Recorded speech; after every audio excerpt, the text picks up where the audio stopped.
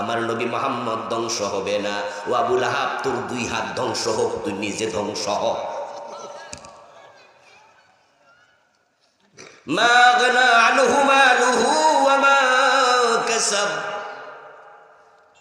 তোর টাকা পয়সা কোনো কাজে আসবে না, তোরে বাঁচাতে পারবে না ধ্বংস থেকে।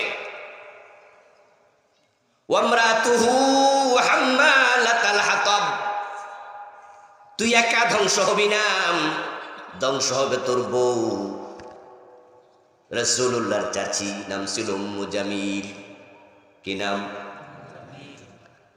ওই উম্মু জামিল কাদের মাঝে একটা কাষ্ঠখণ্ড লাকড়ি বয়ে বেড়াতো।